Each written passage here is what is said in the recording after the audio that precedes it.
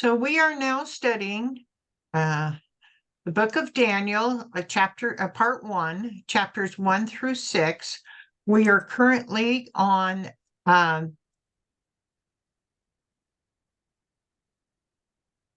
blazing furnace or the image of gold? The image of gold, right?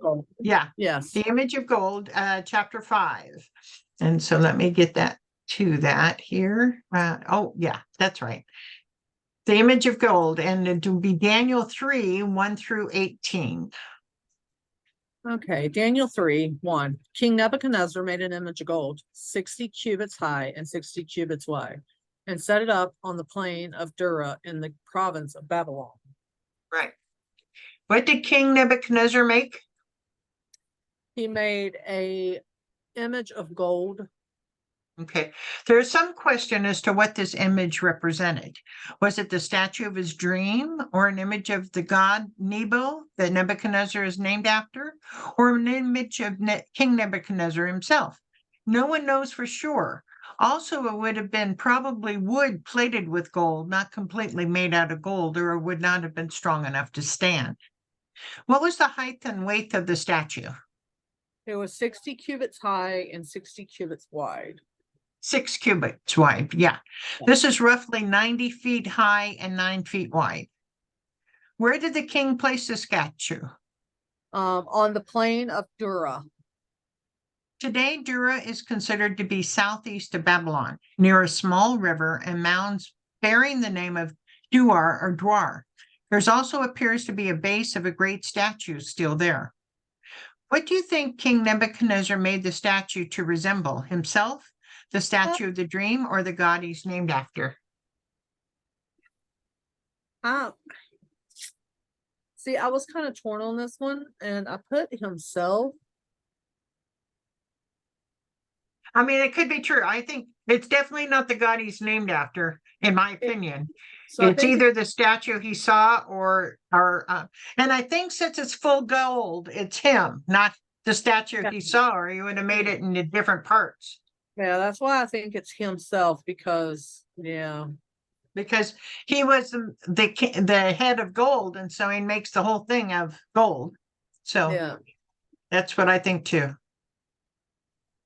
Daniel 3:2. He then summoned the satraps, the prefects, governors, advisors, treasurers, judges, magistrates, and all the other provincial officials to come to the dedication of the image he had set up.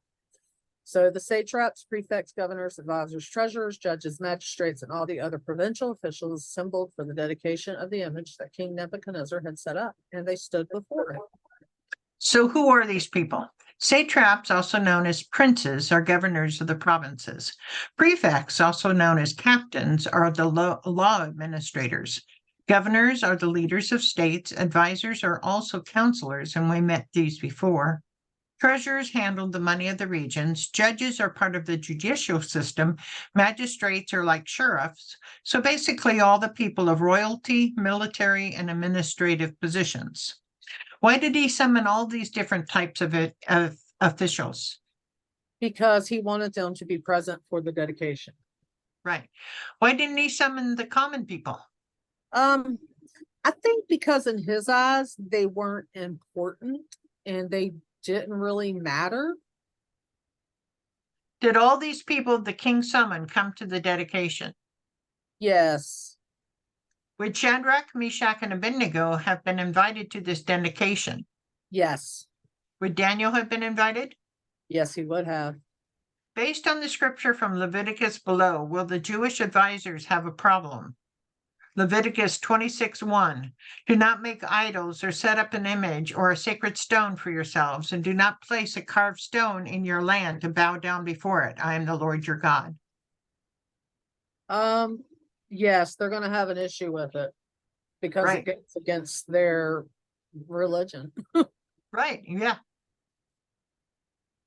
Okay, Daniel 3:4. Then the herald loudly proclaim nations and peoples of every language. This is what you are commanded to do. As soon as you hear the sound of the horn, flute, zither, lyre, harp, pipe, and all kinds of music, you must fall down and worship the image of gold that King Nebuchadnezzar has set up. Whoever does not fall and worship will immediately be thrown into a blazing furnace.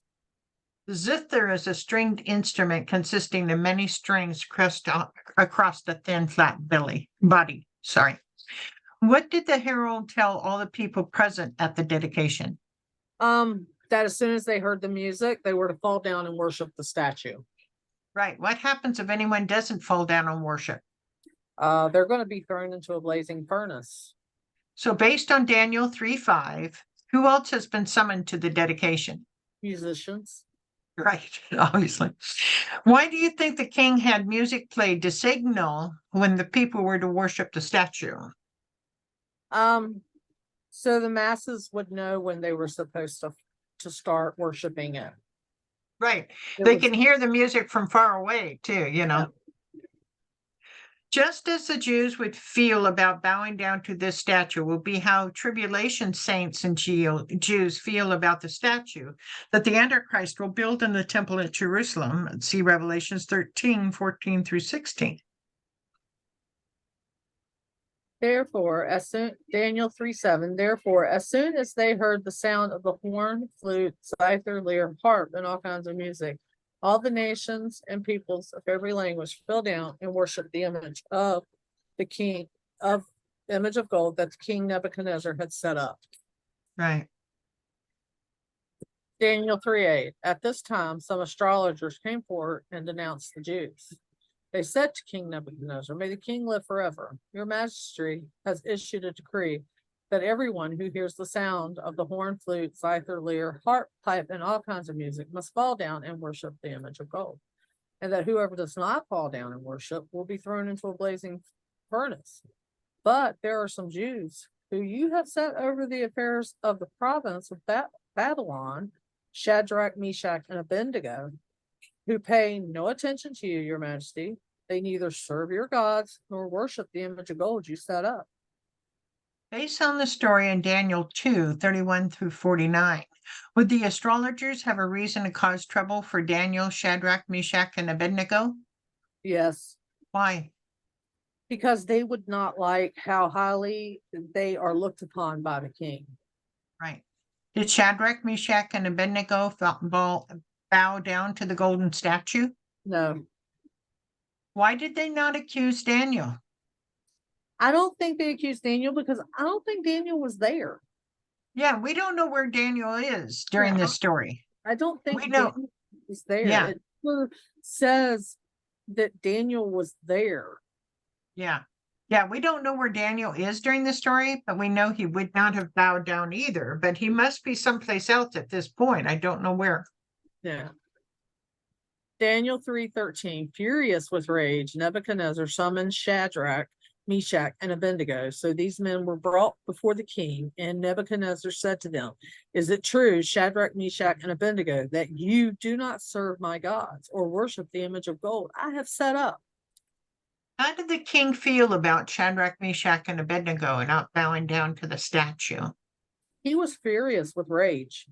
Right. Did the king automatically accept the astrologer's word on it, or did he ask the three Jewish men? He automatically asked the three Jewish men. He didn't take the astrologer's opinion on it. He automatically went to the source. Right. It is not just worshiping the image of gold that the king asked the three about, but what else? He also asked about them not serving his gods. Right. Why would Shadrach, Meshach, and Abednego not serve the king's gods or worship the image of gold? Because as Jews, they are told, and it is in their laws, that you do not worship false gods or idols. Right. Now, these three Jewish men could have responded to this situation in different ways, and this is similar to our world today.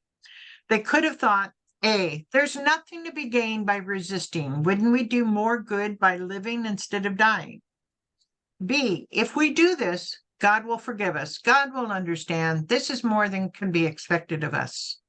C, it's okay to bow down. After all, we're not being called to renounce our God. D, it's only for once and not for long. 10 minutes just for the king. It's stupid to throw our lives away on just 10 minutes. E, everyone else is doing it. They could have used any of those topics, and we see that often in today's world. Mhm. As Christians, we do not stand up. Yep. Daniel 3:15. Now, when you hear the sound of the horn, flute, zither, lyre, harp, pipe, and all kinds of music, if you're ready to fall down and worship the image I made, very good.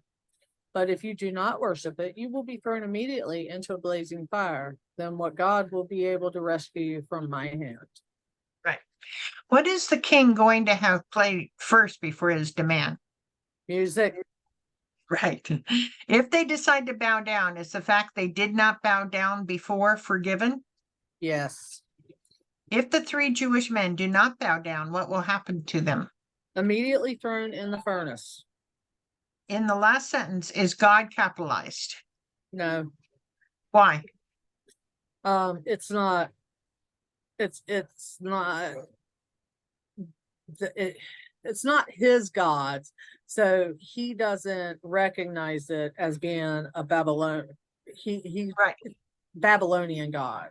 Right. He says, what God? They actually had several gods. What God's going to be able to rescue you from my hand? You know, looking at the possible responses on the prior page, and also the fact that they could also stand strong despite the punishment of the blazing furnace. I'm not going to ask you which choice you would pick, because none of us really know if we're strong enough until we're confronted with a life or death for your faith decision like this. Take one of the many responses and talk about it here. How would it play out?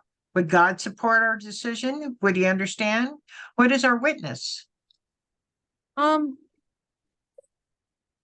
I think out of all of them, I believe in my heart, out of all of them, that you could go off of they would bow down.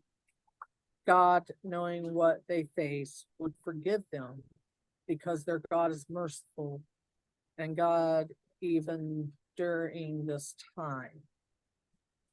So they would be able to ask for forgiveness, because it's not like they're getting stamped on the hand with the sign of the Antichrist. It's Right. not like they're choosing this forever. It's just something momentarily long enough, just for them to keep their life, that they can go back and ask God for forgiveness. Right. I Our do God is, agree. but in I the same token, during this time, Jesus isn't, God is a jealous God.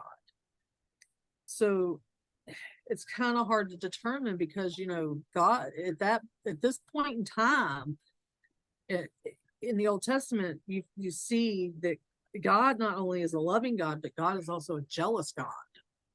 Yeah. I mean, I don't know if in our lifetime we'll be confronted with this. We might, based on how the world is going. But we generally have Christians that flow with the go. Well, it's not a big deal. God will understand if I just do this or do that. These things. It was even, it's sometimes just as simple as a Christian wearing a witch's costume on Halloween. Yeah. It's as simple as that in a way.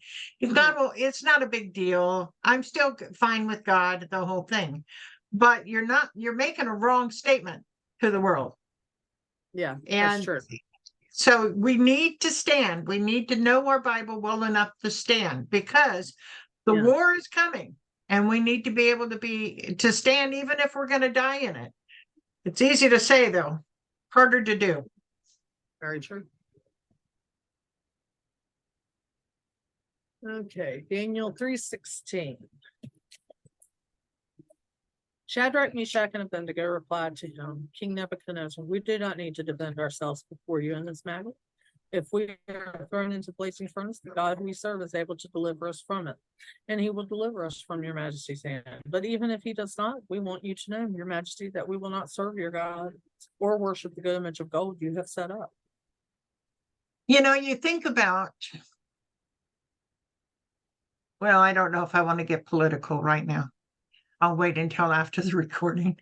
But still, when we stand up during Christ's time or whatever, when we stand up, we are going to have opposition. We can say, okay, we can definitely see this in the idea of the speaker. The new speaker now is being thoroughly attacked by the opposite side because he's an evangelist. You know, you have to be willing to stand your ground despite opposition, and we are getting to persecution in America.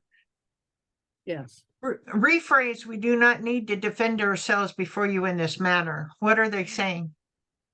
They're saying that, regardless, there's nothing that you can do that's going to make us bow down and worship this image. Right. Did these three show anger or fear? No. Do these Jewish men believe that God can save them from the blazing furnace? Yes. Aside from the blazing furnace, these Jewish men also believe that God can do what? Deliver them from the king's hand. Right. Do these three know for sure that God will save them? No. They do not doubt God's ability, but they do not presume to know God's will. In Deuteronomy 31:6, be strong and courageous. Do not be afraid or tremble at them, for the Lord your God is the one who goes with you. He will not fail you or forsake you. I actually have some verse wrote down and in my notebook. Uh-huh. I actually have it down. We need to be stronger in our prayer life and our writing down scripture life and the whole thing. And I'm talking to myself too, because I get lax and I don't study like I'm supposed to every day. It's too easy to let go of. Yeah. 2 across, the image of gold was set up in the plain of Dura. 5, the king believed that no God would be able to Rescue. the young men from the furnace. 7, what is another word for satrap? Princess. 10, the king summoned all the officials to the Dedication of the image. 1 down, the image was either fully made of or plated with what? Gold. 3, who denounced the Jews for not worshiping the image? The astrologers. And 4, if you did not fall down and worship the image, you would be thrown into the blazing Furnace. 6, the 3 Jewish men in this story are Shadrach, Meshach, and Abednego. 8, what is the stringed instrument consisting of many strings stretched across a thin wooden body? Zither. And 9, Shadrach, Meshach, and Abednego not only do not worship the image, but do not serve the gods of the king. So there we go. We've done with that chapter. Whoops, you don't need that. And let me stop the recording here. Maybe.